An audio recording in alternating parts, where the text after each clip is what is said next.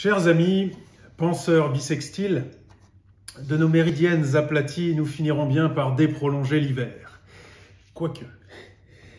Voici mon allocution conclusive. En cela, je réponds à l'invitation des organisatrices de ce festival, Elsa, Jeanne, Sébastien et Yann. Je dois vous arracher à leur latitude, ce qui me convient très bien puisque je vous parle depuis le Débardas, notre nation dérogatoire, notre État sans territoire, sans latitude donc. Mais rassurez-vous, je suis bien quelque part. Et vous pouvez d'ailleurs m'y rejoindre à loisir. Douce immigration, voyage limitrophe étourdissant, bien que sans franchissement. Ou l'inverse, peu importe. Conclure, donc. En soi, conclure est une idée folle. Comme si les choses avaient une fin. Comme si il existait des choses qui n'étaient pas infinies.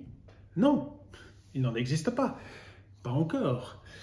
Les choses finies n'ont pas démarré. Elles tremblent de ne pas vivre encore. Car elles savent qu'à vouloir naître, on se risque à venir au monde pourvu d'une autre extrémité. Alors que nous, ou ce festival ralliant les parallèles, pour nous, c'est une aventure sans début ni fin, cousue à elle-même façon ruban de Möbius. Car improviser, c'est découvrir, non? Et l'on ne peut découvrir que des histoires qui sont déjà là, depuis toujours, non? Enfin, si j'ose dire. Je suis ému à plusieurs titres. Tout d'abord, c'est ma première allocution destinée consciemment à une population étrangère. Je n'ai jamais adressé mes laïus qu'à mes concitoyens débardeurs, que je connais bien. Peut-être y en a-t-il d'ailleurs parmi vous, comme on dit chez nous. Je ne vous connais pas, on ne se connaît pas, je ne sais pas combien vous êtes, et je ne sais même pas franchement si vous êtes. Et si oui, comment? Quel genre d'être êtes-vous? Si nous étions ensemble, réunis dans le même espace-temps, avec toute notre chair, nos odeurs, nos carapaces, toutes ces parenthèses que nous charrions, l'expérience de la rencontre serait certainement plus pleine, mais non. C'est sous d'autres latitudes que nous ne nous rencontrons pas, chacun allongeant ses cardinaux où il peut. Bref. Aussi, je suis ému de m'adresser à des artistes, des poètes, certainement, quoi d'autre. Vous êtes les seuls capables de rendre notre monde pleinement visible. Les journalistes y échouent sans relâche, quotidiennement, mais vous, nos artistes, quel vertige de vous savoir face à moi, humble fanfaron. Je mesure la responsabilité qui est la mienne. Alors je me présente devant vous, à plat, dans un écran. C'est étrange. Je ne dois pas avoir la même taille pour chacun, ni les mêmes couleurs. Peut-être que je m'ébroue dans un coin de téléphone chez l'une, que j'occupe le vaste plein écran d'un autre, que mon costume apparaît ici orange feuille, là bleu diable, sans parler des mots qui vous parviennent. Pour l'un, ma voix caverneuse résonne péniblement, pour une autre, je susurre presque. Ici, les voyelles sursautent, là, les mots en cuir s'étagent comme des rizières. Quelle délicieuse disparité!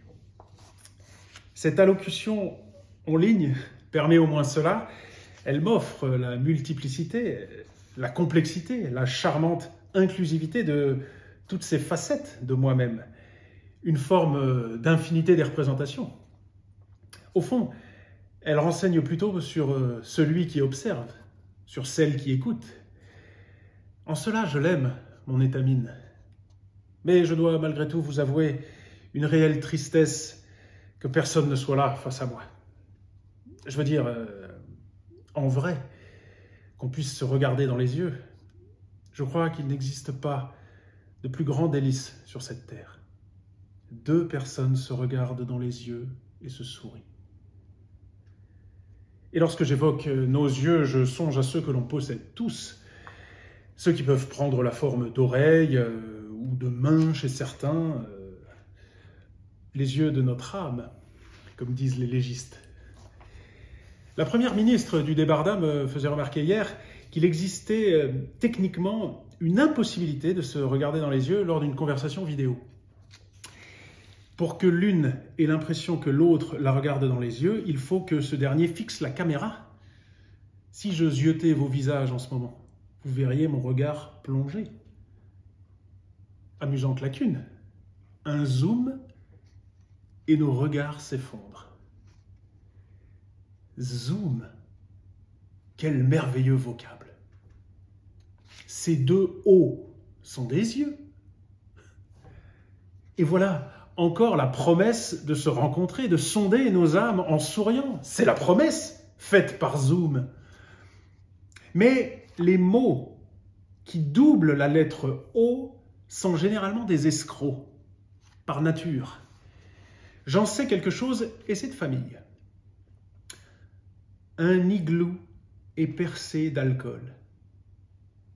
Traîne le bazooka d'un hooligan, crooner, mais le groove de son didgeridoo augure d'une coopération plutôt cool. Pardonnez cet égarement ornemental, mais il fut spontané et je sais que vous êtes des experts de ces mésaventures impulsives. Bref, conclure. Ne pas être en présence, ce n'est pas faire du théâtre.